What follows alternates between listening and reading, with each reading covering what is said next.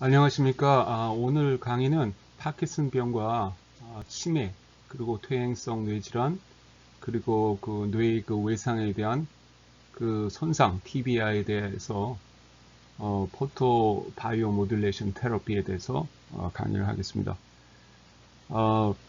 빛을 가지고 어떤 빛을 가지고 그것을 임상에 이용해서 치료를 하려는 그 시도는 과거 뭐 100년 전까지도 올라갈 수 있어요. 그래서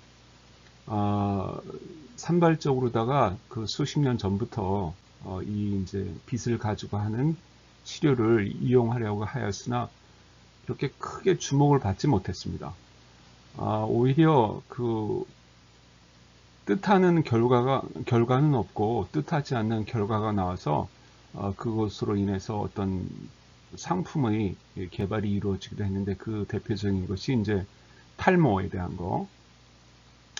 암 치료를 레이저를 가지고 하려 했는데 암 치료는 되지 않고 그 피부에 있는 그 모발이 아주 더 빨리 자라났다는 것을 이용해서 이제 요즘 그 탈모 치료기도 근적외선 치료기가 많이 나오고 있어요.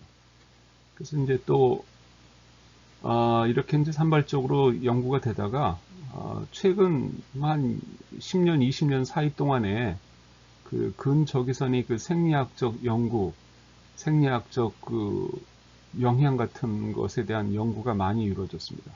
그래서 그것을 토대로 또 임상에 적용도 하고, 그러다 보니까 우리가 알지 못하던 많은 그 포텐셜, 근적외선에 대한 많은 포텐셜이 이제 주목받기 시작했어요. 그리고 또 이제 미국 그 정부에서 운영하고 있는 특정 연구단체에서 특정 주파수에 대해서 어떤 치료에 대해 그 특허를 내기 시작했습니다. 그래서 이제 저도 그것을 보고 근적외선의 어떤 그 가능성이 높구나 하는 것을 이해하기 시작했고, 요즘은 어떤 방향으로 가냐면 역시 통증 치료, 만성 통증과 급성 통증 치료 연구, 그다음에 이제 피부 상처라든지 뭐 여러 가지 피부에 나는 그 질환 치료에 쓰이고 있고, 또 오늘 이제 강의하려는 그 퇴행성 뇌질환이라든지 아니면 이제 뇌 그 외상으로 인한 그 뇌의 손상에 대한 그 회복의 연구를 많이 하고 있습니다.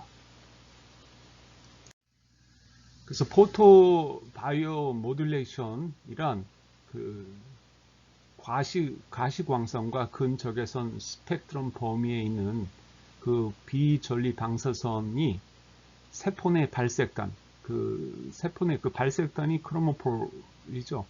그래서 이제 그 광합성을 하는 그 구조나 또 미토콘드리아에 있는 우리 그 ATP를 만드는 그 일렉트릭 체인 메커니즘이 있는데, 그 안에 분자가 있습니다. 큰 분자 덩어리가 있는데 그 안에 있는 컴파운드 중에 하나예요. 그래서 이제 그 가운데는 그 철이나 구리를 함유를 하고 있습니다. 그래서 세포 내 발색단에 의해 흡수되어 광범위한 생물학적 스케일로 그 광물리학적, 그다음에 광학적 변화를 도출하는 것을 포토바이오 모듈레이션이라고 합니다. 그래서 이제 포토바이오 모듈레이션 테라피란 그 PBM을 기초로 한 광자 치료입니다. 그 결과적으로는 이제 광자가 피부 깊숙이 들어가서 세포 내 미토콘드리아에 아니면 세포에 영향을 주어서 생기는 그런 치료 효과인데, 그 비전리 방사선의 형태로 나오는 그 레이저나 그다음에 LED, 그리고 과시광선과 근적외선 범위에 있는 광선으로 생리학적 변화나 치료의 효과의 원인이 되는 치료법을 다 합쳐서 PBMT라고 해요. 그래서 이제 여기서 보면 파란 부위는 그 이제 비전리 방사선이고 노란 부위는 전리 방사선입니다. 그래서 이제 노란 부위를 이렇게 보면 엑스레이도 있고 감마레이도 있고, 그래서 이제 감마레이 같은 거는 방사능이죠. 그래서 이제 엑스레이도 그렇고 저 전리 방사선들은 우리 그 피부에 조사를 하면 그 세포 내에 있는 유전자가 파괴가 됩니다. 그래서 이제 저것은 위험한 거고, 우리가 이제 파란 쪽으로다가 비전리 방사선은 자외선서부터 이제 왼쪽으로 갈수록 가시광선, 그 다음에 적외선, 그 다음에 마이크로웨이브, 라디오파. 그래서 이제 안전하죠. 난 이오나이즈 비전리이기 때문에 우리 세포 내에 있는 유전자를 파괴하지 않습니다. 그래서 이제 안전한 그 방사선이기 때문에 우리가 치료에 아주 안심하고 사용할 수 있습니다. 짧게 그 히스토리를 말씀을 드리자면, 그 1968년 그 헝가리에서 그 루비 레이저를 갖고 암 연구를 하시던 분이 있었어요. 근데 아까 잠깐 얘기했듯이 암과 상관없이 그 피부에 있는 모발이 급속한 성장이 된다는 것을 관찰했습니다. 그래서 이제 그 이후 여기에 뭐가 있구나, 레이저에 뭐가 있구나 해서 이제 치료가 계속 이어졌는데 이제 그 임상 실험이 계속 이어지고 연구를 했는데 그렇게 뭐 많은 결과도 없었고 또 뚜렷한 이렇다 할 그 임상 연구 결과도 없었습니다. 그래서 그러다가 이제 1980년대에 들어서 그 LED라는 것이 이제 그 다이오드죠. 다이오드가 이제 발전을 하면서 그 레이저가 나오는 그 다이오드를 아주 조그맣게 만들기 시작을 했어요. 그래서 가격도 낮아지고 또 이제 간편하게 용이하게 이용할 수 있고, 그래서 1980년대 이후부터 그 로우 레벨 레이저를 가지고 하는 그 치료법이 많이 이제 시도되기 시작했습니다. 그래서 이제 그때 한 게 뭐냐면 그 통증이에요. 그래서 이제 그 상처 부위 상처 부위 그 회복과 그다음에 이제 통증 치료에 쓰려는 그 전문가들이 많이 있었습니다. 하지만 아까 제가 얘기했듯이 저도 해봤지만 뭐 그렇게 만족할 만한 그 치료의 결과가 없었기 때문에 저도 포기를 했었습니다. 그리고 이제 근 한 10년 정도 내외에서 특히 근적외선이 세포 내 대사와 그 다음에 미토콘드리아 손상 예방에 중요한 역할을 한다는 많은 연구들이 나오기 시작을 했어요. 그래서 이때부터 이제 근적외선에 눈을 돌리기 시작했습니다. 그러다가 2016년 브라질의 그 홀란드 박사 이제 신경외과 외과 박사 전문가인데 척추 L2 척추 이제 블락 신경 차단 시술을 리도케인을 가지고 늘 해왔는데 그때는 주사기를 먼저 찔러 놓고 이제 간인 주사기는 들어가지 않으니까 굵은 주사바늘 찔러 놓습니다. 그런 다음에 이제 약물을 주사를 하는데 그때는 그렇지 않고 거기다 광섬유를 집어넣고 근적외선을 한 1분 정도 조사를 했습니다. 그런데 그 환자분이 무려 21일 동안 통증을 호소를 하지 않았어요. 그래서 그 여성분이 통증 없이 지낸 가장 아주 긴 기간이라고 합니다. 그래서 이제 그때부터 이제 연구가 다시 더 시작이 되기 시작을 했습니다. 어떤 식으로 어떤 어떤 주파수를 가지고 해야 얼마만큼의 출력을 가지고 해야 통증 치료가 되는가 하는 그런 연구들이 많이 진행이 됐고, 또 이제 같은 해에 그 레이저 테라피, 이 빛을 갖고 하는 그 치료 방법들이 이제 이제 각광을 받고 여러 곳에서 많이 하다 보니까 그 하시는 분마다 부르는 이름들이 다 틀려요. 그래서 너무 이름이 많은 겁니다. 밑에 이제 그 예로 몇 개를 이제 열거 해놨는데, 콜드 레이저라든지 콜드 로우 레벨 레이저 테라피라든지 소프트 레이저, 로우 파워 레이저 테라피, 저는 로우 레벨 레이저 테라피라고 많이 했었어요. 그 다음에 이제 LED 레이저 테라피. 그래서 너무 많이 나와 있기 때문에 이것을 그러면 표준적으로 통합을 하자. 그래서 만든 게 포토바이오 모듈레이션입니다. 그래서 미국에 있는 그 정부 기관, 정부 산하의 그 연구기관 단체에서 저 이름을 만들어 가지고 강제성은 없어요. 이름을 만들어서 이제 여러 박사님들이나 전문가들한테 이 이름을 사용을 하자. 왜 그러냐면 이름은 여러 가지가 있어도 원리가 다 같아요.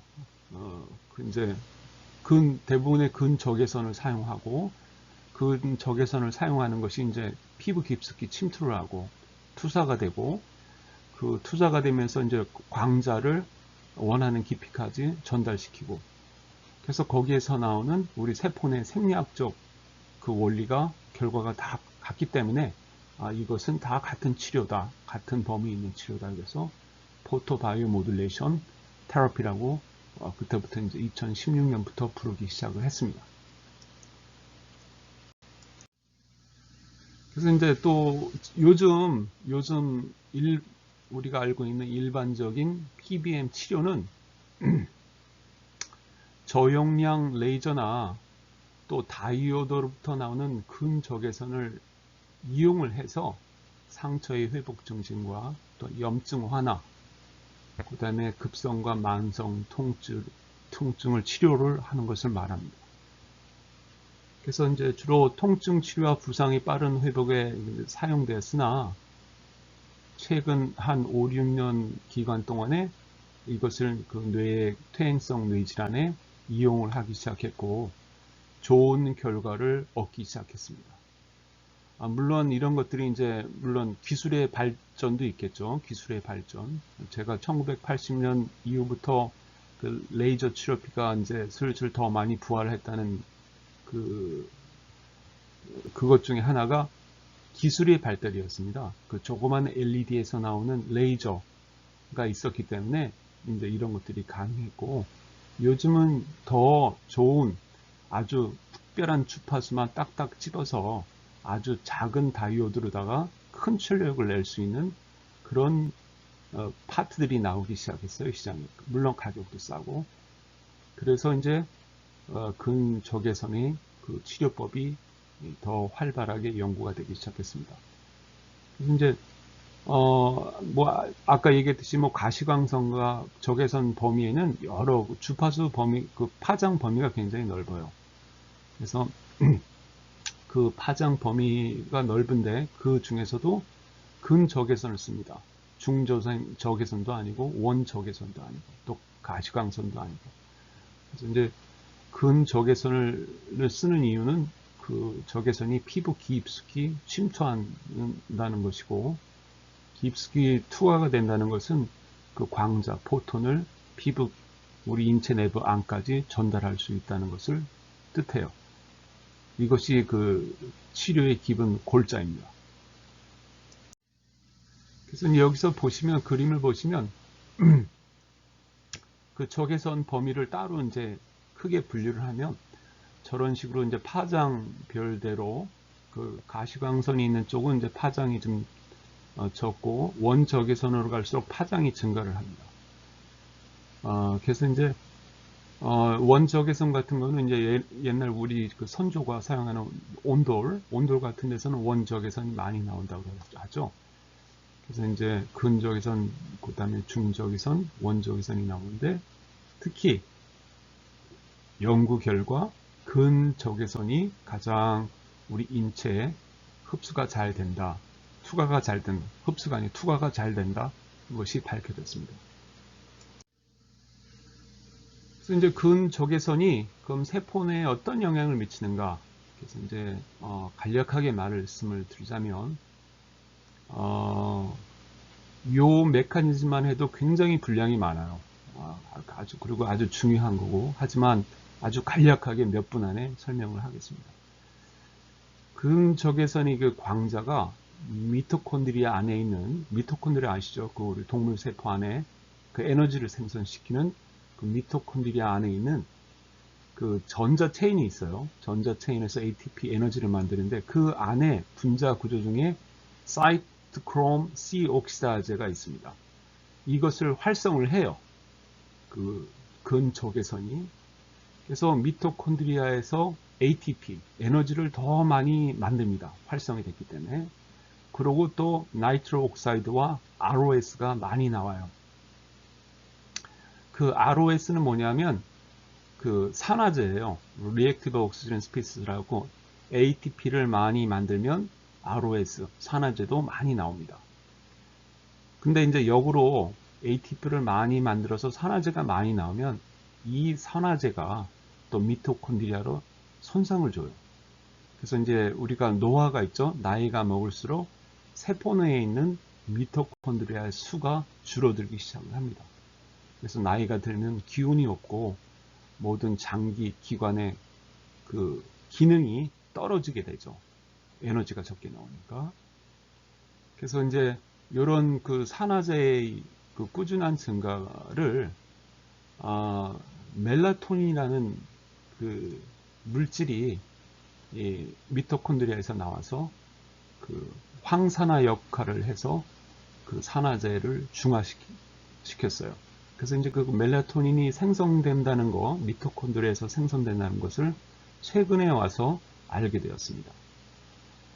그 다음에 이제 또 세포 내에 에너지가 넘쳐나면 당연히 세포 내의 대사가 활발해지는 거예요. 단백질 합성에도 무난하게 합성이 되고, 그 다음에 유전자에서 그 메신저 RNA 같은 것도 아주 쉽게 카피를 해서 나올 수 있고, 그러다 보니까 세포가 건강해요. 그래서 이제 암만 해도 세포의 그 수명이 건강하고 오래가게 되죠.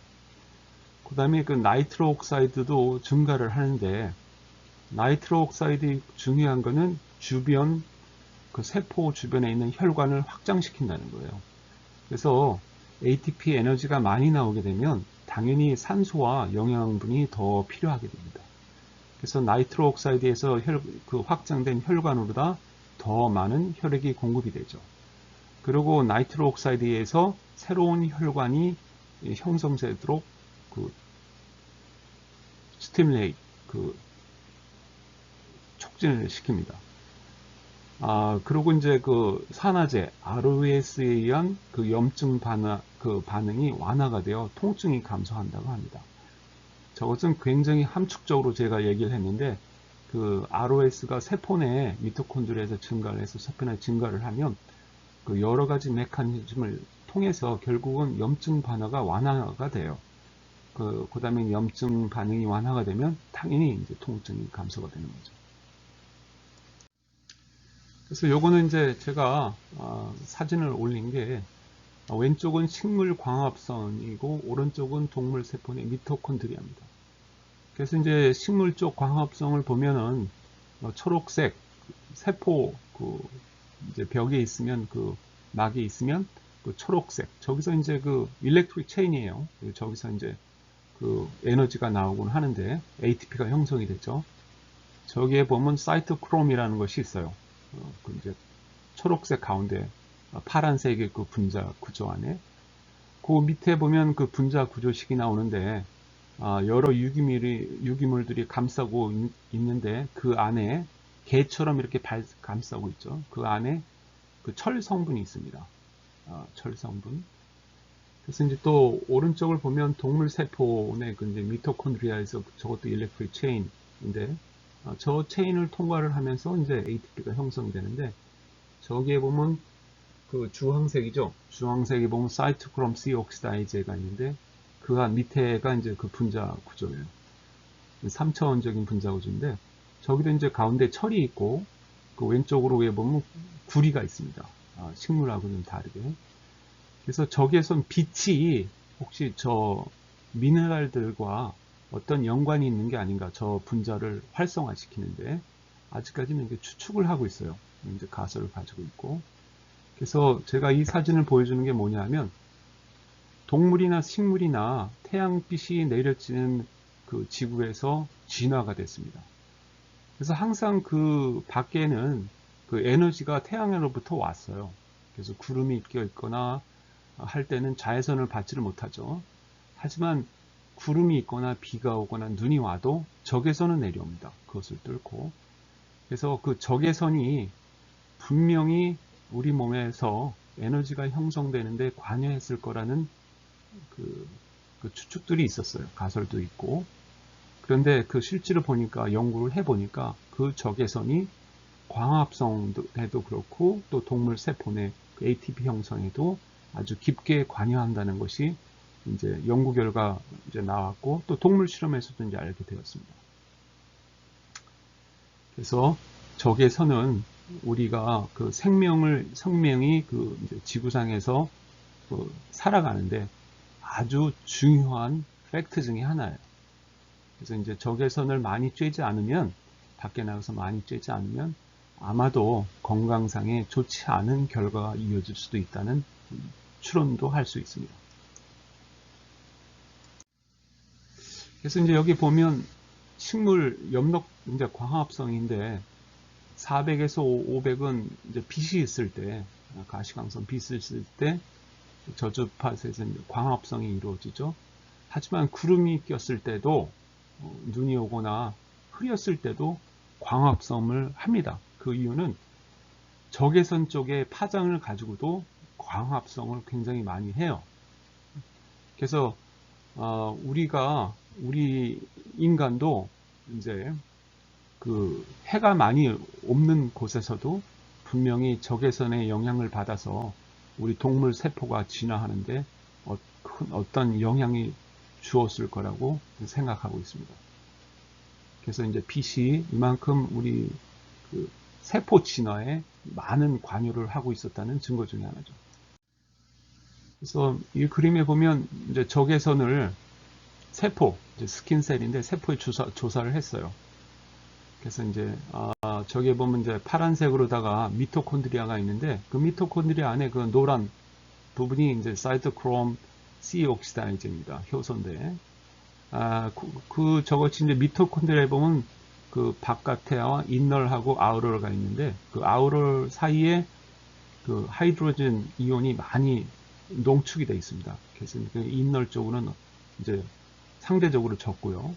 그래서 조그만 문이 있는데 그 문을 통해서 일렉트릭 포텐셜에 의해서 안쪽으로 하이드로젠 이온이 들어옵니다. 그 원리는 우리가 그 물을 댐에 가둬두고 수차를 열어서 발전시키는 원리와 그 포텐셜 에너지하고 원리가 같아요. 그래서 세상에 나오는 모든 에너지는 다 원리가 맞습니다. 뭐 원자력 에너지도 그렇고 뭐 화학 에너지도 그렇고 전기 에너지도 그렇고 다 그 포텐셜을 이용을 해서 에너지를 형성을 하고 만들고 있어요. 그래서 이제 미토콘드리아의 근적외선에 의해서 자극이 되면 ATP가 이제 증가를 합니다. 그래서 ATP가 증가를 하면 당연히 세포 내 대사가 다 활발하게 진행이 되고 그 다음에 ROS 산화제도 이제 증가를 합니다.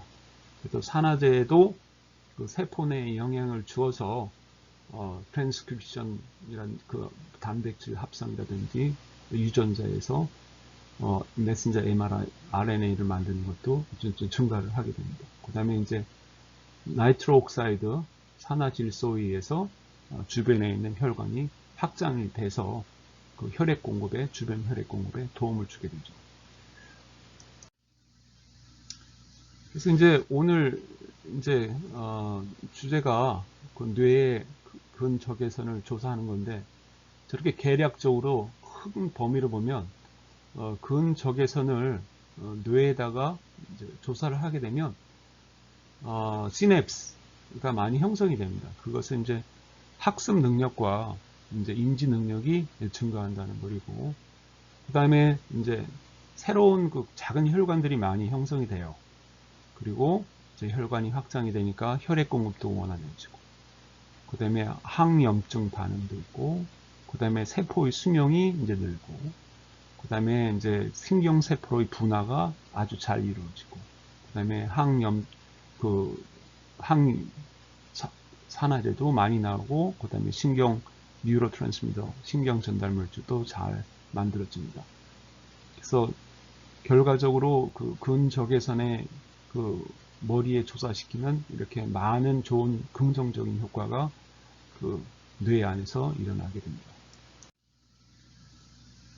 또 최근 들어서 가장 중요한 발견 중에 하나가 멜라토닌이 세포 내 특히 미토콘드리아 안에서 생성된다는 것을 알게 됐어요.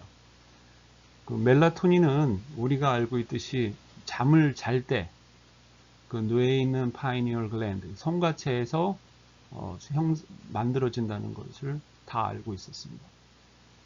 그래서 그 이제 멜라토닌이 형성이 돼서 이제 혈액을 타고 이제 돌겠죠. 그러면서 우리 몸에 생리학적인 현상을 만들게 됩니다. 그런데 연구를 하다 보니까 그 세포 바깥, 그 혈관 내에 있는 그 멜라토닌의 그 농도는 우리가 그 생체 그 시간, 생체 리듬에 따라서 낮에는 줄고 밤에 잘 때는 늘어나고 이런 그 농도의 차이가 심한데 세포 내에서의 그 멜라토닌 농도는 그렇게 큰 변화가 없었어요. 그래서 이제 이상하다 생각하고 연구를 했는데 그것이 세포 내에서도 멜라토닌이 생성된다는 것을 알게 됐습니다. 그래서 우리 몸에 전체 몸에 있는 멜라토닌 양을 볼 것 같으면 성과체에서 생성되는 멜라토닌은 5%밖에 되지가 않아요. 나머지 95%는 우리 그 세포 내에서 만들어집니다. 그래서 이 멜라토닌의 역할이 세포 내에서 역할이 아직도 다 클리어하게 밝혀진 건 아니지만 가장 큰 역할 중에 하나가 항산화제 역할을 한다는 거예요. 그래서 세포 내에서 이제 에너지가 많이 나오면서 또한 거기에 따라서 산화제들도 많이 나오는데 그 산화제가 미토콘드리아를 손상시켜서 손상된 미토콘드리아가 많게 되면 세포가 죽습니다. 그래서 멜라토닌이 그 손상을 예방을 하는 거예요. 중화를 시켜서 산화제를 중화를 시켜서. 그래서 근적외선에 의해서 세포 내 멜라토닌이 더 많이 생성된다는 것도 알게 됐어요. 그래서 아까 얘기했듯이 ATP가 나오고 ROS 증가하고 나이트로 옥사이드 나오고 하는 것도 중요한데 이 멜라토닌의 생성, 근적외선에 의해서 그 멜라토닌 생성이 많이 된다. 이것이 가장 중요한 그 요점 중에 하나가 되겠습니다. 그래서 이제 두뇌는 특히 이제 다른 어떤 신체 부위보다 많은 에너지를 쓰죠. 그 많은 에너지를 쓴다는 것은 많은 ATP를 생성한다는 것은 또 그 많은 웨이스트 프로덕트가 나와요. 산화제 같은 거. 다행히 그래서 이제 그 근적외선으로다가 그 자극을 시키면 멜라토닌도 더 많이 생성이 돼서 그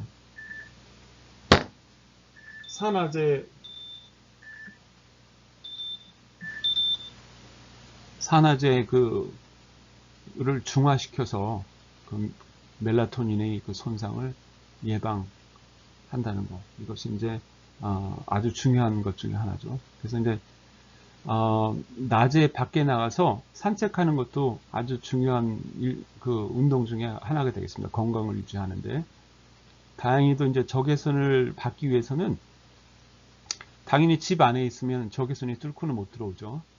그렇지만 이제 밖에 나가면 옷을 입고 나가도 그리고 화장을 하고 나가도 적외선은 그 이제 옷을 뚫고 피부를 뚫고 우리 그 세포 안으로 들어갑니다. 그래서 이제 우리가 옛날에는 밖에 많이들 안 대낮에는 안 나가죠. 그 자외선 때문에. 근데 요즘 또 최근 연구에 의하면 자외선이 그렇게 몸에 나쁘지 않다. 우리가 너무 자외선의 그 피부암, 그 다음에 이제 스킨이 피부가 검게 되는 것을 이제 많이 싫어했는데, 또 요즘 연구는 자외선이 피부암을 일으키는데 큰 주범은 아니다는 뭐 그런 연구도 나오고 있어요. 그래서 일단 뭐 자외선이 강한 걸 싫다면 뭐 아침에 잠깐 일찍 아침에 나갈 수도 있고, 그리고 아침에 그 자외선이 우리 망막을 자극을 해서 우리 뇌를 자극하는 게 굉장히 중요하다고 합니다.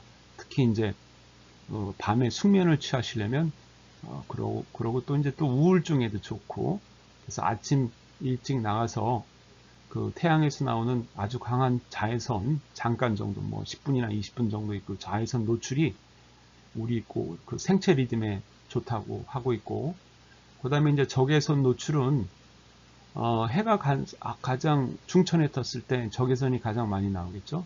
그때는 이제 뭐 적외선, 자외선 차단제를 하고 나가셔도 되고, 옷도 입고 나가셔도 되고, 하지만 이제 아마 30분 이상, 그래서 1시간 정도 이렇게 산책을 하시는 게 건강에 좋지 않을까 생각하고 있습니다. 그래서 이제 멜라토닌이 저 이제 그 핑크빛 물질은 그 이제 미토콘드리아예요. 그래서 이제 저 안에 그 프리 라디클들이 많죠. 산화제들이 강력한 산화제들인데 저런 것들이 이제 멜라토닌에 의해서 중화가 돼요. 그래서 이제 그 미토콘드리아를 이제 보호를 해주고 그다음에 이제 그 어느 부위 그 세포, 근육 세포냐 아니면 심장 세포냐 아니면 뭐 장기에 있는 간 세포냐 아니면 뇌에 있는 신경 세포냐에 따라서 그 멜라토닌이 그 하는 역할들이 많이 다릅니다.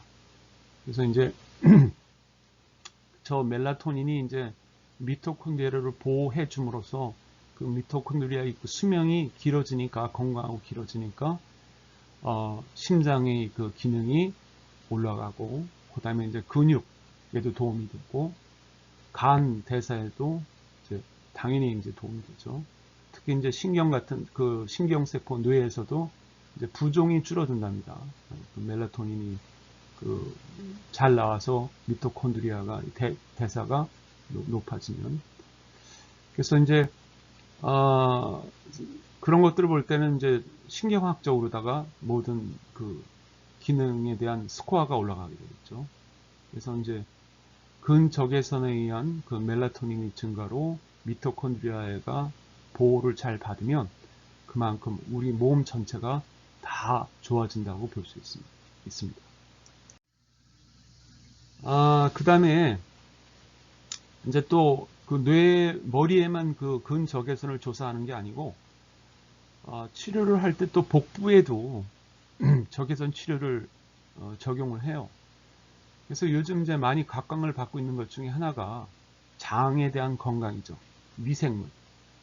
그 장내 미생물의 환경과 또 장내 신경 전달 물질의 합성, 그에 따른 그 정신 건강에 대한 영향이 상당하다는 그런 연구 결과들이 많이 나오고 있어요.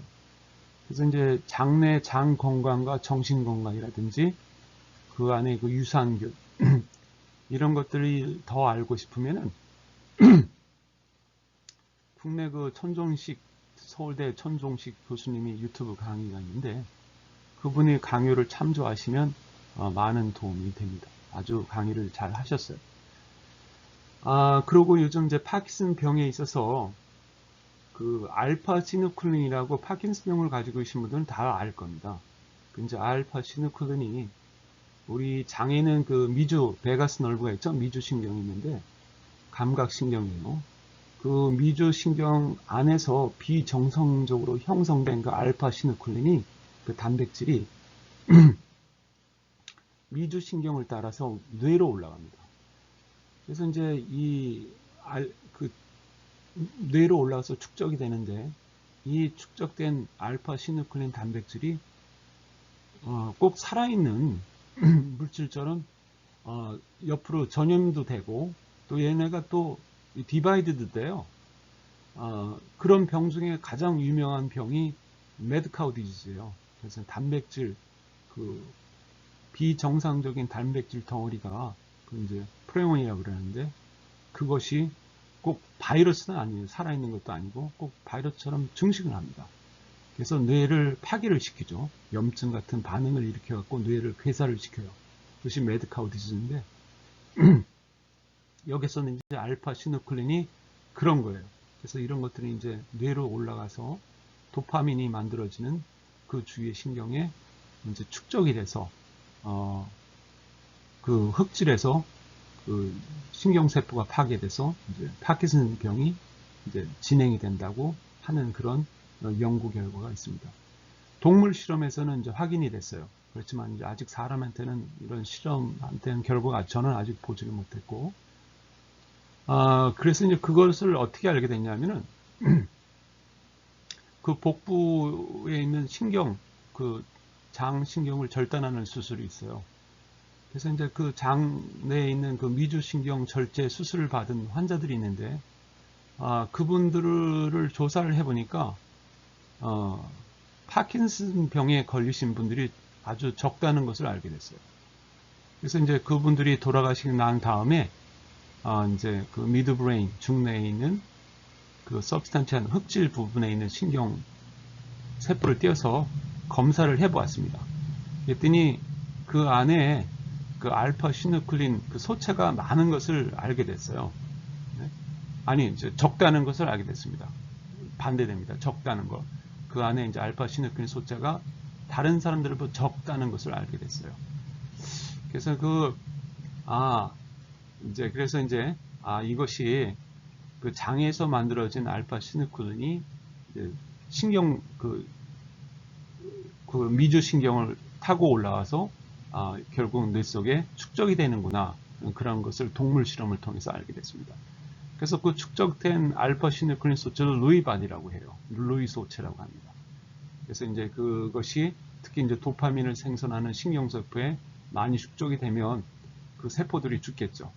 그렇게 되면 도파민이 형성이 안 되니까 이제 파킨슨 병에 걸리게 되는 거예요. 그래서 이제 이 알파 시누클린과 또 당 대사와 또 연관이 아주 많습니다. 그래서 이제 이거에 더 알고 싶으면은 알파 시누클린을 이제 그 온라인상에서 서치를 하시면 그 많은 연구 결과들이 나와 있고, 또 당 대사하고도 연결이 되어 있고, 그래서 이제 요즘은 또 그 파킨슨 병 조기 진단을 하기 위해서 알파 시누클린이 눈물 속에 농도가 얼마큼 있는가를 확인을 해서 이제 조기 그 파킨슨병 진단을 하겠다는 그런 연구도 진행되고 있습니다. 그래서 이제 복부에다가 근적외선을 이제 조사를 하면 장내 그 유산균이 증식을 더 되고, 또 장의 연동 운동이 촉진이 된다고 합니다. 이제 그래서 이렇게 근적외선을 복부에 보통 12주 이상, 아니면 3달 이상, 아니면 4달 이상을 매일같이 그 조사를 하면 장내의 그 특정 박테리아, 우리 몸에 좋은 유산균들이 많이 증식한다고 합니다. 그리고 또한 반가운 소식 중에 하나가 복부의 그 지방이 감소가 된대요. 그래서 이제 복부 지방 감소로다가 근적외선 LED 치료기들이 많이 나와 있어요. 이렇게 이제 보면. 그래서 그 여성분들이 근적외선 치료기로 복부 지방을 감소시키기 위해서 사용하는 것으로 알고 있습니다. 그리고 또 두 번째는 짧은 지방산이 증가합니다. 이 짧은 지방산의 증가는 우리 유산균 증식에 아주 필수적인 거예요. 그래서 이제 지방산이 없으면 우리 그 장에 있는 미생물들이 우리 장을 갉아먹는다고 합니다. 그래서 이제 장을 갉아먹어서 손상이 되면 리키건 신드롬, 장누수 현상이 더 심화가 되겠죠. 그러면 장누수 현상에서 오는 그 네거티브한 결과는 아주 너무 많아요. 특히 이제 그 면역 시스템에 문제가 심하게 되죠. 그래서 장의 건강이 항상 우리가 살아가는 데 있어서 아주 필수적입니다. 항상 좋은 건강한 장을 유지하는 게. 그래서 이제 12주 이상 계속 근적외선 치료를 복부에 하면 그 퇴행성 뇌질환이 개선뿐만이 아니라 암만 해도 면역이 올라가기 때문에 우리 몸의 면역 시스템이 개선이 되기 때문에 루마티스 관절염이 좋아지고, 그 다음에 대장염증, 크론 디지즈 같은 거, 염증도 많이 개선이 되고, 그 다음에 당뇨병이 있으신 분은 당 저항성도 개선이 된다고 합니다. 물론 이제 정신성 질병, 우울증도 당연히 개선이 된다고 하고요. 그래서 미토콘드리아와 이제 혈액순환이 모든 그 뇌질환의 그 근본 기저에 깔려 있어요. 그래서 이제 연구를 하다 보니까 결국은 혈액순환이 좋지 않기 때문에 이제 이런 병들이 생긴다. 그 다음에 이제 미토콘드리아의 손상에 의해서 세포가 죽기 때문에 이제 세포 내 에너지가 적기 때문에 세포 내 그 대사가 활발하지 않기 때문에 여러 가지 단백질, 그 찌꺼기들이 모이게 되고 이런 것들이 결국 쌓여서 세포를 이제 죽이고 손상을 입히고 또 이제 거기다가 혈액순환까지 더 좋지 않아서 이제 점점 신경 그 세포들이 죽어나가는 이런 현상들. 그래서 결국 기본은 미토콘드리아의 건강과 좋은 혈액순환이 뇌의 건강에 아주 중요하다.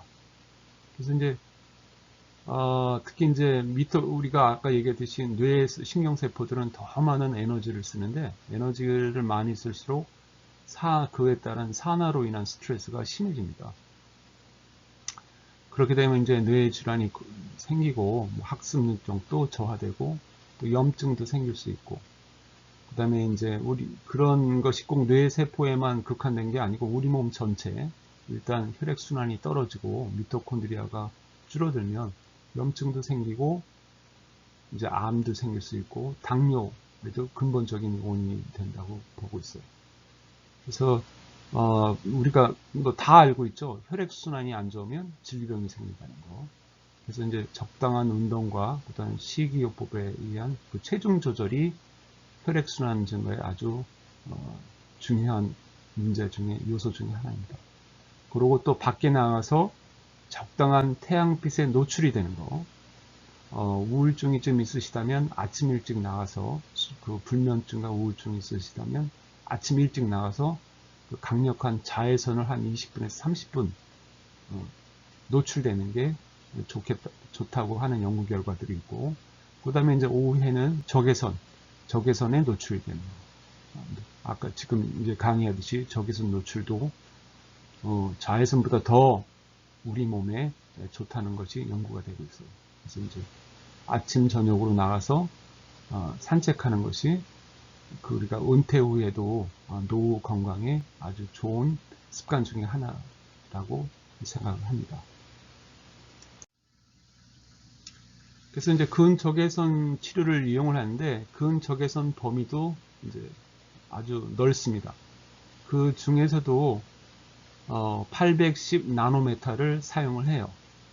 그래서 이제 근적외선 치료기들 중 보면 640 나노메타, 840 나노메타, 940 나노메타 등 여러 가지 파장이 나오는 기기들이 있는데 특별히 810 나노메타를 우리 그 퇴행성 뇌질환에 사용하는 이유는 810 나노메타가 가장 깊숙이 투과가 된답니다.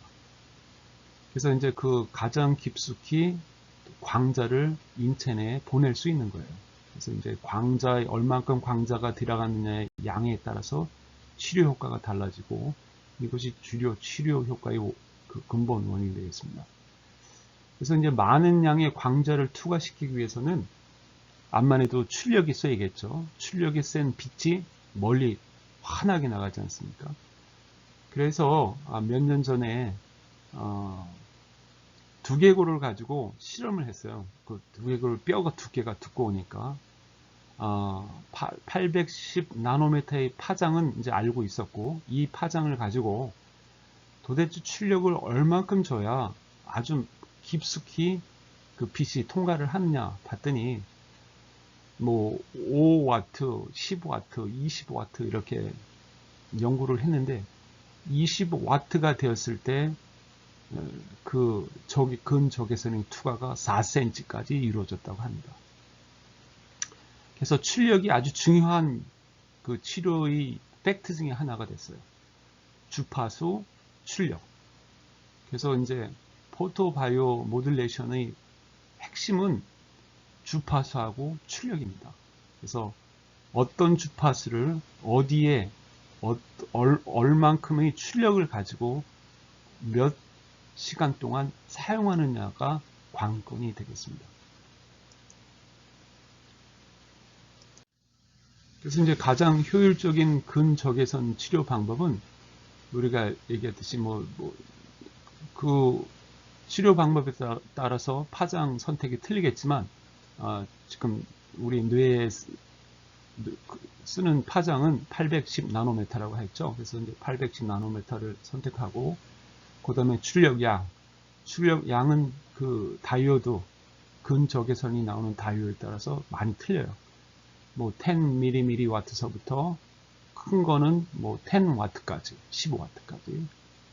그래서 이제 출력양과 시간을 곱하면 1이 양이 나오겠죠. 주울로 나오죠. 우리 물리에서 보면 주울로 나옵니다.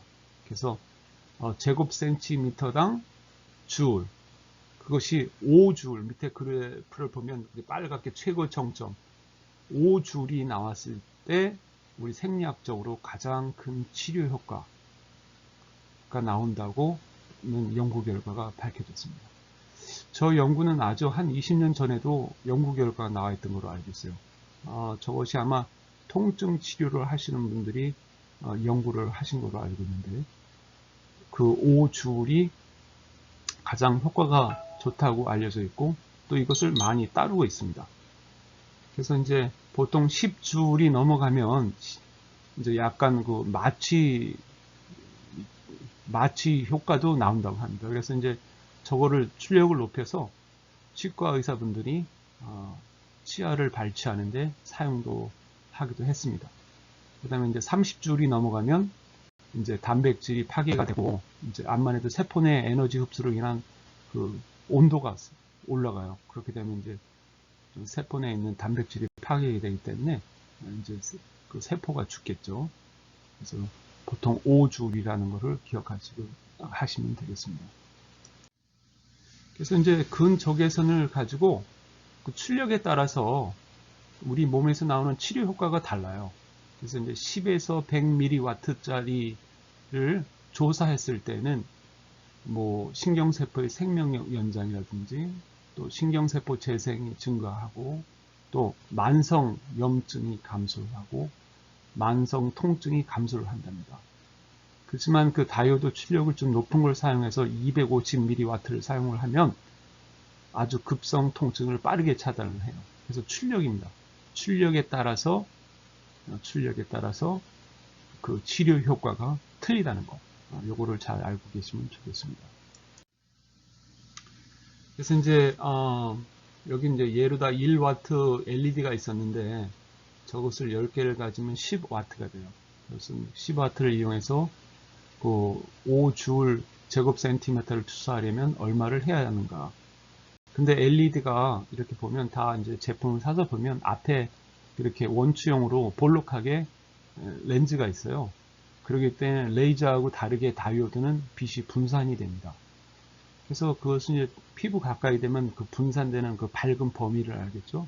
그 밝은 범위를 우리가 면적을 측정을 해서 그 면적이 예로 4cm 제곱센티미터라면 10개의 다이오드를 우리 피부에 조사를 하면 그 총 면적이 40 제곱센티가 면적이 되는 것으로 알게 되죠. 그렇게 되면 단위 센티미터당 5주를 투사하려면 20초가 필요하게 됩니다. 그래서 이 20초간 동안에 피부 온도가 올라가 화상염료가 있어요. 1W짜리니까. 그러면 나눠서 해도 됩니다. 10초 간격으로. 그래서 10초도 너무 길다고 하면 5초 간격으로 나눠 했을 테고. 하지만 이제 다이오드의 출력이 뭐 10mW라든지 이렇게 줄어들게 되면 그 조사하는 그 시간이 길어지겠죠. 그렇게 되면 뭐 몇 분, 10분도 되고 20분도 될 수가 있습니다. 그리고 또 이제 그 근적외선의 광원과 피부 사이에 뭐 습기도 있을 거고 머리카락도 있을 거고 그 다음에 반사물질도 있을 거고 기름기도 있으니까 그런 것을 보정을 해 주셔야 돼요. 보통 20%에서 30% 정도 보정을 해 주시면 됩니다. 근적외선에 당연히 부작용이 있겠죠. 그 부작용 중에 가장 위험한 것이 화상이에요. 화상. 근적외선이 또 피부 깊숙이 들어가기 때문에 화상도 깊게 일어납니다. 출력이 크면. 그래서 파장 이 자체는 비전리선 방사선으로 이제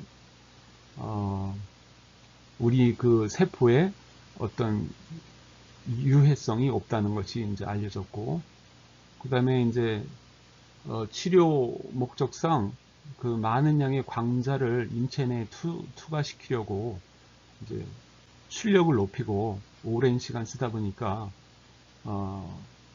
그 피부 주위에 탈색이 일어난다든지, 마일드하게 화상이 있다든지, 화상이 있게 되면 염증이 생기게 되겠죠. 그 염증이 생기게 되면 또 흉터가 생기고 또 각질이 형성이 됩니다. 또 그 다음에 이제 피부가 붉게 변할 수도 있고 혈관이 확장되고 하니까, 물론 눈 부상도 있어요. 특히 이제 근 레이저 치료기로 나오는 그 레이저 치료기는 직접 눈에 조사를 하면 눈의 망막이 손상이 된답니다. 그래서 이제 절대 그러시면 안 되고, LED도 눈에 직접 조사를 안 하시는 게 좋아요. 그래서 이제 이런 것들은 이제 그 출력이 약한 것들이고, 통증을 치료하시는 전문가 분들께서 아주 출력이 큰 그 레이저 치료기를 가지고 치료를 하시는데,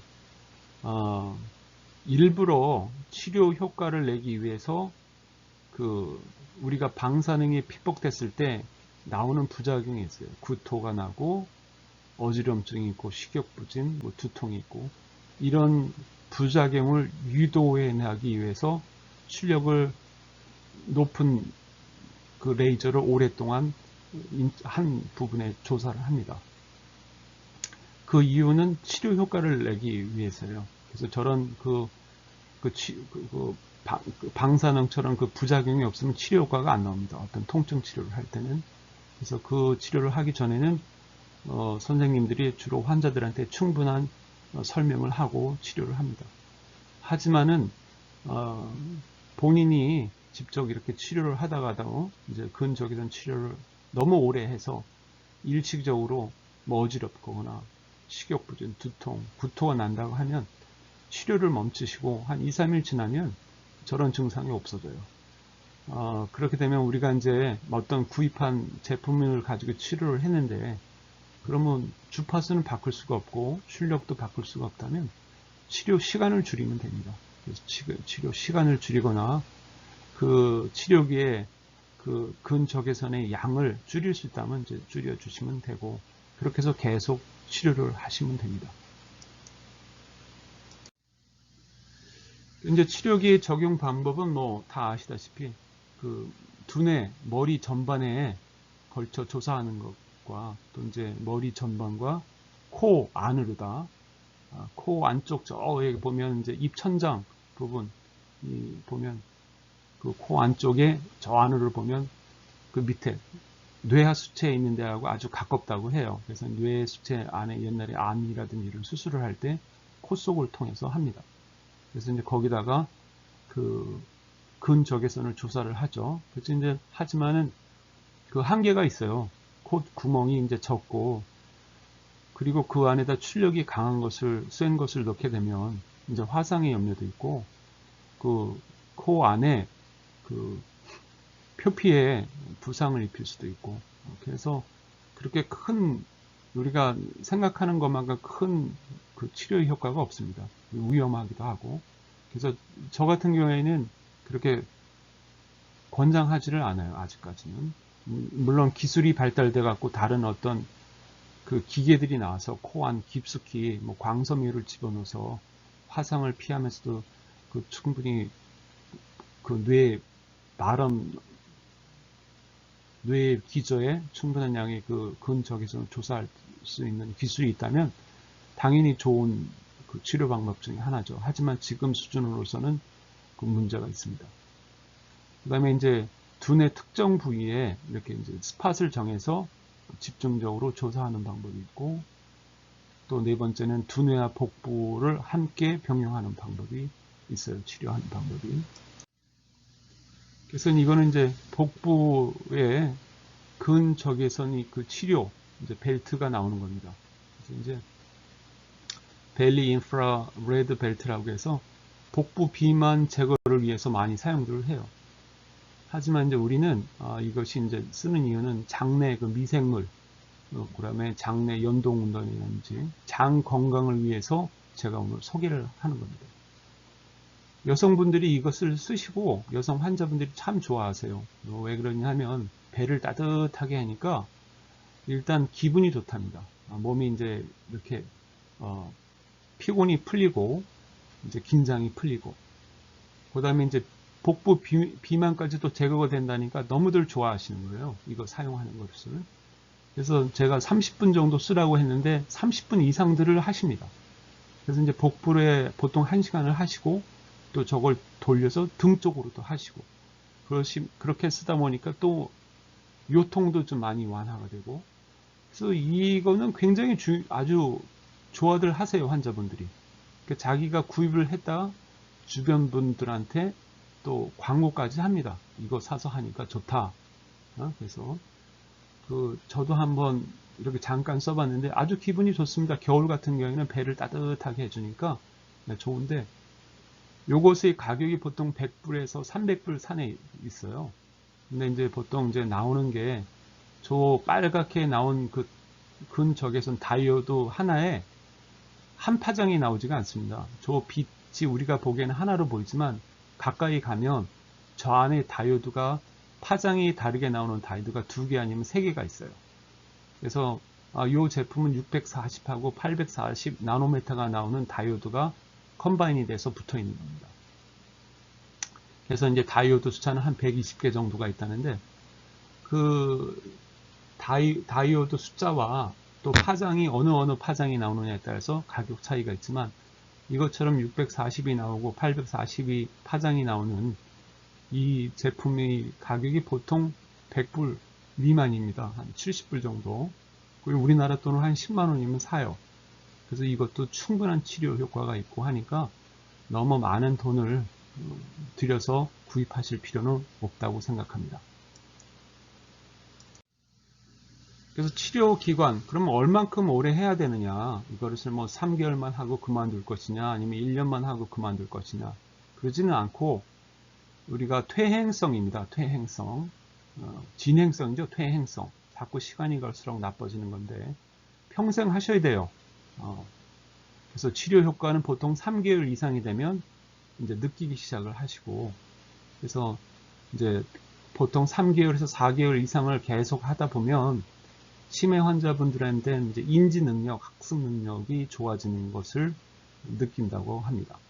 그 다음에 이제 파킨슨 병을 가지신 분들도 인지 능력이 좋아지고, 일단 활동성이 좋아지고, 또 거기에 따른 균형 감각이 좋아지고, 또 무드가 좋아지고, 수면이 좋아지고, 또 변비도 좋다고 합니다. 그 파킨슨 병 가지신 분들 변비 때문에 고생들 많이 하시죠. 그래서 변비에도 좋다고 하고, 요 근적외선 치료는 운동성에만 효과가 있는 게 아니고 비운동성 증상에도 효과가 있어요. 그래서 이제 우울증 같은 데도 좋고. 파킨슨 병 환자분들이 이제 제일 많이 드시는 게 이제 레보도파인데, 레보도파가 먹으면 그것이 신경세포까지 도달하기 전까지, 일단 뇌에 도달하기 전까지 97%가 우리 몸에서 대사가 돼요. 그래서 그 대사가 되는 것을 막기 위해서 그 레보도파 약과 함께 같이 알약을 하나를 만드는 다른 약품들이 들어갑니다.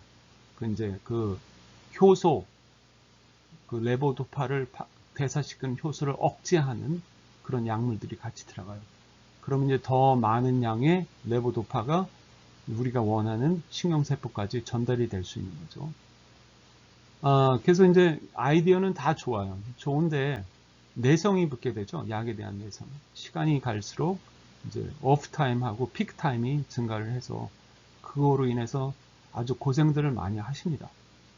그래서 이제 이런 근적외선을 제가 여기서 이제 강조하고 또 추천을 해드리는 이유는 이것은 이제 일단 부작용이 거의 없어요. 그리고 계속 한번 만들면 한번 구입을 하거나 만들면 계속 1년이고 2년이고 3년이고 고장이 나지 않는 한 계속 사용할 수 있다는 겁니다. 그리고 오래 쓸수록 효과가 좋습니다. 뭐 이제 보통 아침에 30분, 저녁에 30분 이런 식으로 권하는데, 그래서 이제 운동 증상하고 비운동 증상이 호전이 되면 아무래도 그 레보도파의 그 지속 기간이 좋아지게 되죠. 그래서 보통 15년 정도 쓰시면 약물들이 잘 듣지를 않는다고 해요. 그래서 이제 지금도 보면 뭐 임상 실험 하고 있는 약들을 보면 대부분의 그 레보도파의 그 약효를 오랫동안 지속시키기 위한 그 보조 치료제로서의 약들이 많이 나와 있어요. 하지만 이제 약을 뭐 계속 이것저것 이거 나쁘면 이거 먹고 저거 나쁘면 그래서 나중에 뭐 알약을 뭐 5, 6, 7씩 먹게 됩니다. 이렇게 되면.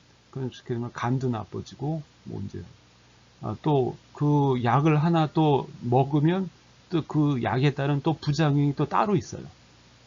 그러다 보니까 이제 그 담당하시는 주치 선생님들이 그 환자분들마다 다 조금씩 다른 칵테일을 쓰는데 다들 힘들어 하세요. 이렇게 약을 주시면 또 다른 없던 부작용이 생기고. 그래서 시간이 갈수록 아주 환자분들도 힘들어하고 또 그 주치 선생님들도 이제 치료하는데 이제 힘들어 하시고. 그래서 이제 이 근적외선 치료를 쓰면 암만 해도 우리가 오랫동안 약을 쓸 수 있다는 거. 그 치료, 뭐 완치는 시키지 못하지만 그 치료기로서의 역할은 아주 잘 한다고 저는 생각하고 있습니다. 그래서 이제 꾸준히 계속 쓰셔야 돼요. 계속. 그래서 이제 지금까지 근적외선 포토바이오 모듈레이션에 대해서 짧게 강의를 했어요. 그래서 이제 강의를 하시고 좀 더 많이 알고 싶으면은 이제 유튜브 온라인에 검색을 하시든지 따로따로 공부를 하시면 좀 더 깊게 알 수가 있습니다. 요즘 이제 환자분들은 온라인에 너무 좋은 교육 재료가 있기 때문에 의사분들보다 더 많이 알고 계세요. 전문가들이십니다. 그래서 진단을 하거나 상담을 할 때 뭐 저희가 당황을 할 때가 있어요. 너무들 많이 아시고 있기 때문에 저희가 또 모르는 것을 또 지적도 해주시고 참 그런 부끄러운 때도 있습니다. 그래서 이제 약간 전기전자에 대해서 지식이 있으시면 직접 재료를 구입해서 그 머리에 쓰는 그 근적외선 치료기를 만드실 수가 있어요. 그래서 이제 다이오드, LED 다이오드예요. LED 다이오드는 810 나노메타를 구입하셔야 되고 파장을. 그 다음에 810 나노메타가 없으면 820이나 30이나 840도 무난합니다. 다 그 범위에서 그 투사량이 좋다는 거니까. 그 다음에 저는 1W짜리를 10W까지 만들면 10개가 필요하죠. 그래서 이제 보통 20W를 만들기 위해서 20개, 20개를 구입해서 한번 만들어 봤어요. 그 이유 중에 하나는 너무 다이오드의 출력이 낮으면 너무 많은 것을 장착을 시켜야 돼요. 만약에 뭐 10mW라면 진짜 많이 그것을 뚫고 헬멧을 뚫고 이제 납땜을 하고 하다 보니까 시간이 너무 오래 걸려서 1W짜리 뭐 20개. 그렇지만 이제 각 LED 다이오모더가 그 출력이 크다 보니까 금세 머리가 뜨거워집니다. 그러니까 짧게 쓰셔야 돼요. 그러니까는 1초에 펄스가 좋아요. 뭐 1초에 뭐 10Hz, 1초에 10번 번쩍입니다. 뻔뻔뻔뻔 이런 식으로다가. 그래서 그런 번쩍이게 하고 그런 걸 컨트롤 하시려면 그 라이트 컨트롤러도 사셔야 됩니다. 그래서 만드시는 건 다 여러분이 다이오드를 구입하실 때는 여러분 그 생각에 따라서 다른 걸 구하셔도 돼요. 출력이 낮은 걸 구하면 안전합니다. 그만큼 안전하실 수가 있어요. 이것을 쓰고 치료를 하다가 잠깐 잠이 드셨다는 분들도 있어요. 그러고 때문에 이제 치매를 가진 분들은 치료를 할 때 이렇게 1W짜리 치료기를 가지고 쓰시면 안 됩니다. 반드시 옆에서 누가 있어야 되고, 치매를 가진 분들은 항상 도우미가 옆에 있어야 되고, 그 다음에 출력이 낮은 그 근적외선 치료기를 저는 권하고 있어요. 그 다음에 이제 파킨슨스 병을 가지고 계신 분은 이제 인지 능력이 크게 문제가 없으니까 출력이 큰 거를 사용해도 되시고, 대신 조심하셔야 됩니다. 화상에 대한 조심. 그 다음에 이제 아마존 등에서 보면 이렇게 우리가 손전등 형식으로다가 이렇게 큰 그 근적외선이 나오는 출력이 큰 그 근적외선이 나오는 손전등 비슷한 그 레이저 치료기도 있습니다. 그래서 이제 그것을 구해서 사용해도 되고. 그래서 이제 이렇게 보면 이제 브레인 포토 바이오 모듈레이션 머신이라고 해서 제품이 나와 있어요. 이건 이제 한 제품 회사에서 만든 헬멧형 그 제품이고. 그래서 여기서 보면 이제 다이오드의 종류를 제가 이제 사진으로 보여주는 겁니다. 여러 가지 종류가 있어요. 그 근적외선이 나오는 다이오드들이 저렇게 이제 파란색으로도 나오는 이제 다이오드가 있고, 저것은 이제 빛이 아주 180도 퍼지죠. 한 곳에 초점을 맞출 수가 없습니다. 그리고 이제 그 옆에 보면 그 이제 다른 다이오드, 조그만 다이오드를 합해서 출력을 크게 이제 시킨 게 있고, 그 다음에 맨 오른쪽에 이렇게 눈알처럼 큰 것은 이제 하나의 다이오드인데 그 출력이 큰 거예요. 1W짜리. 그 다음에 그 밑에도 이제 출력이 큰 다이오드들, 5W, 10W들. 그 다음에 이제 왼쪽 하단에 있는 그 붉은, 우리가 이제 밀류 치료를 받으러 가면 저런 것들을 보게 되죠. 그 적외선 등들. 적외선 등에서 나오는 파장은 우리 피부에 있는 멜라닌 색소에 흡수가 잘 됩니다. 저것은. 그래서 금세 피부가 뜨거워져요. 그래서 이제 저것은 적외선 등을 쓸 경우에는 조심을 하셔야 돼요. 금세 화상의 염려가 있어서. 그래서 이제 물리치료 하러 가시면 거리를 많이 띄우고 하죠. 그래도 좀 한 5분, 10분 있으면 뜨거워집니다. 그만큼 우리 피부에 있는 멜라닌 색소가 저 파장을 잘 흡수를 해요. 그래서 저기에서 보듯이 이제 여러 가지 종류의 다이오드가 있으니까 다이오드의 모양이 틀리다고 해서 구입을 안 하시고 그럴 필요는 없어요. 그래서 이제 그 특히 가운데 그림 중에 다리가 긴 그 조그만 눈알 같은 다리가 긴 그 다이오드가 있는데 저것은 그 레이저가 나오는 겁니다. 그 레이저. 그래서 저런 것은 구입하시면 안 돼요. 요거는 이제 컨트롤러입니다. 요거를 쓰시면은 좋은데, 나는 저거 필요 없고, 직접 다이오드를 병렬로 연결해서 직접 그 파워 라인에 연결을 해서 쓰겠다.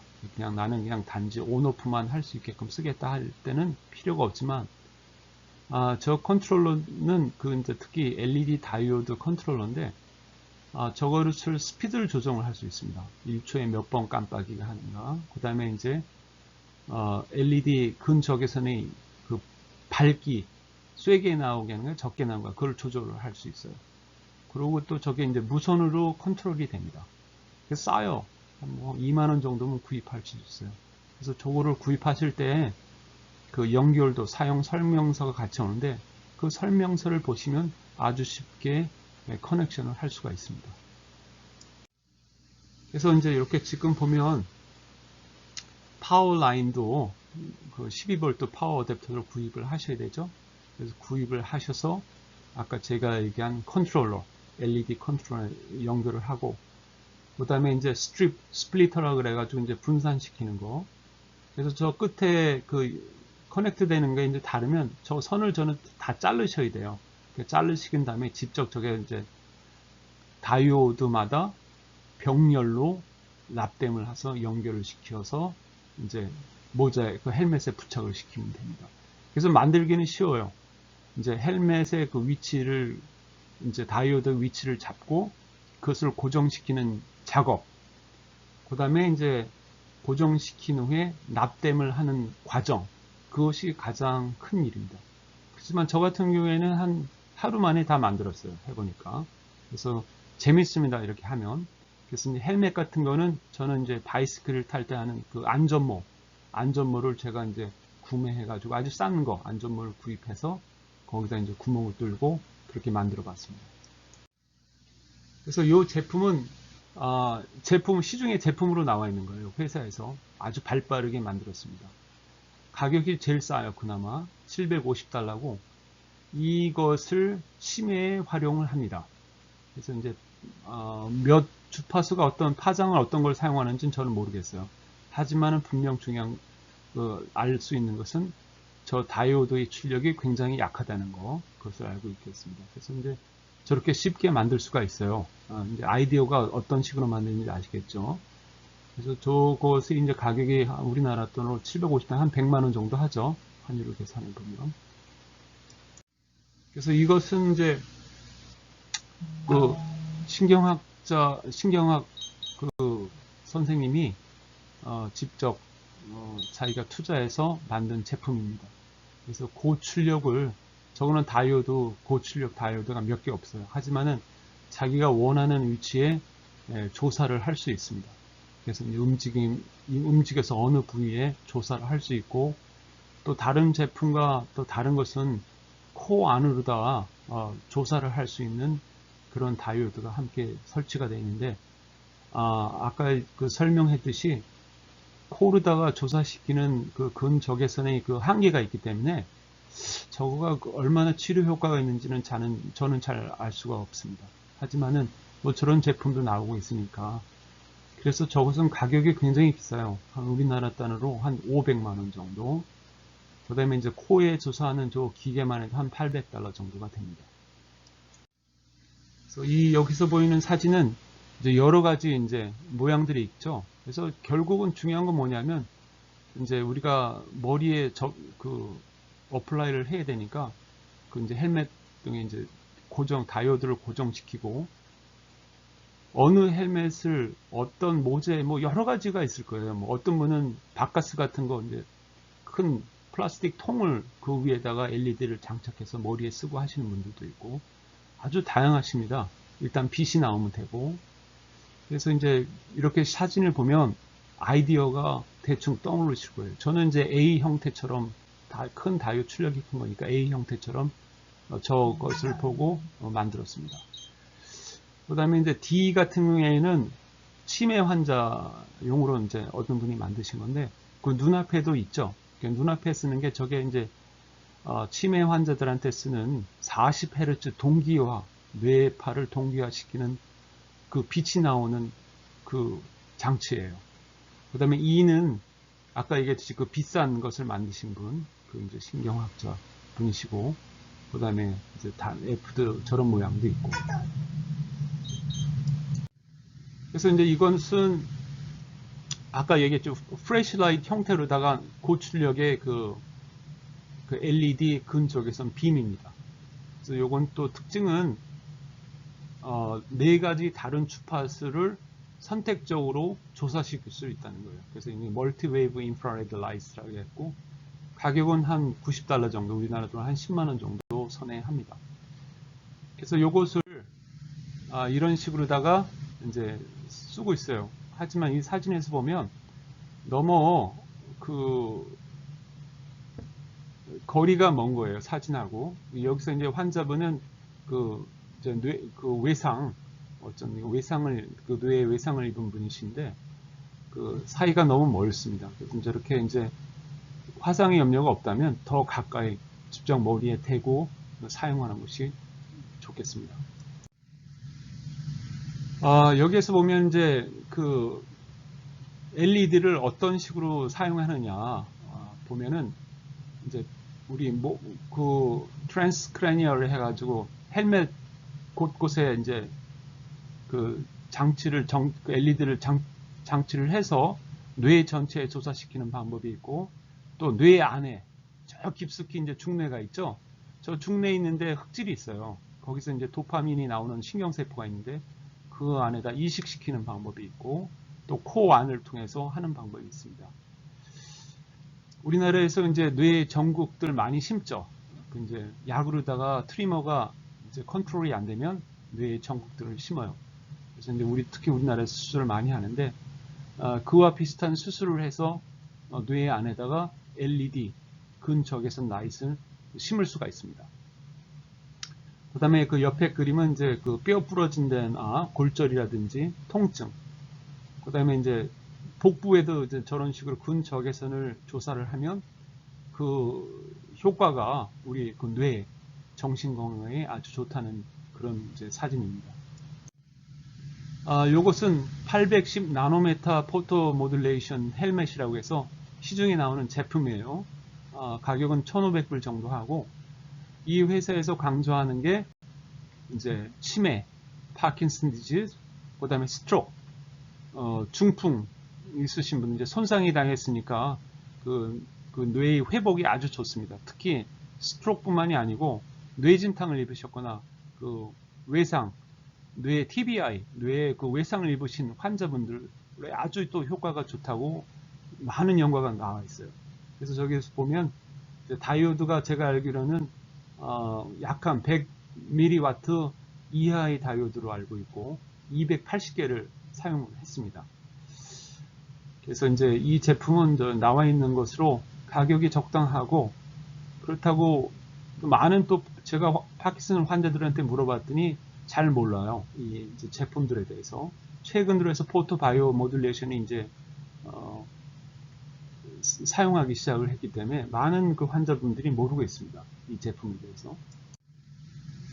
그래서 이제 또 치매에 대해서 40Hz 동기화 치료법이 있는데, 우리 뇌에서 뇌파가 나오는 거 아시죠? 뭐 이제 여러 알파, 베타, 뭐 감마파 이런 것들이 나오는데, 감마파는 뇌가 흥분이 되었을 때 감마파가 나온다고 합니다.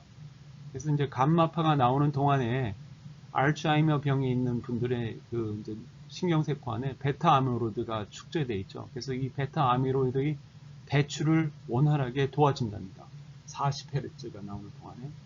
그래서 이제 빛을 망막을 통해서 시진경을 통해서 뇌로다 보내면 그 뇌파하고 그거를 동기화할 수 있다는 연구 결과가 있어요. 그래서 이거는 미국에서 FDA에서 페이스 1인가 페이스 2에 지금 임상 실험을 하고 있습니다. 치매에 아주 효과가 좋다고 합니다. 그래서 이제 그 제품 40Hz 그 다이오드가 반짝반짝하게 하는 다이오드가 제품이 있는데, 이제 이런 식으로 제품이 나와 있어요. 전구따마 형식으로다가 이제 스탠드에 갈아 끼면 방 전체가 40번 동안 이렇게 반짝반짝반짝 합니다. 그러니까 우리가 60초, 이제 보통 백열 전구는 60Hz죠. 그래서 이제 우리가 반짝이는 것을 알지를 못해요. 하지만 40Hz는 반짝이는 것을 우리가 인지를 합니다. 그래서 이제 옆에 있는 거는 저 와이어가 한 3m 정도 되는데, 저기에 이제 다이오드가 많이 붙어 있어요. 그래서 우리가 원하는 만큼만 선만 잘라가지고 눈 앞에다가 이렇게 안경 부분 같은 데 연결시켜서 사용할 수 있습니다. 그래서 가격은 뭐 전구는 60불, 저 옆에 있는 건 45불 정도 집게 구입을 할 수 있습니다. 그래서 지금까지 이제 다 강의를 이제 다 마쳤는데, 뭐 전문가 분들이 우리가 퇴행성 뇌질환에 대한 그 강의들을 많이 하시고 계세요. 약물 치료라든지 뭐 여러 가지 영양물질, 운동 효과 이런 것들은 너무 많고, 제가 오늘 강의한 것은 단지 이제 포토바이오 모듈레이션에 대한 거, 그리고 간략하게 포토바이오 모듈레이션에 대한 생리학적인 효과와 치료 효과, 그 다음에 이제 짧은 그 히스토리 같은 것을 강의를 했습니다. 짧은 시간에 다 하려니까 너무 부족한 것이 많고, 저희 오늘 강의는 그 여러분들한테 이런 것들이 있다, 그리고 또 효과가 좋고, 또 요즘 최근 몇 년 최근에 대해서 일어나는 연구고 아주 포지티브하고 그 부작용도 적고 하니까 특히 이제 파킨슨 병을 가지고 계신 분들이 한테 아주 강력하게 추천을 하는 위해서 강의를 준비했습니다. 그래서 제가 부족한 면이 있으면 댓글을 달아주시고, 뭐 이것을 본인이 직접 만드시겠다면 만드세요. 만드실 수 없다면 뭐 부탁을 하셔도 되고, 그것도 안 된다면 구입을 하셔도 되고, 아주 그 근적외선 치료가 좋은 결과를 나온다니까 꼭 사용해 하셨으면 합니다. 그리고 이제 복부에다 하는 그 벨트도 좋다고 하니까 저는 두 개를 같이 사용하는 것을 권하고 있습니다. 그래서 이제 지금까지 1시간 넘게 제 강의를 시청해 주셔서 아주 감사합니다. 고맙습니다. 그럼 이것으로 강의를 마치겠습니다.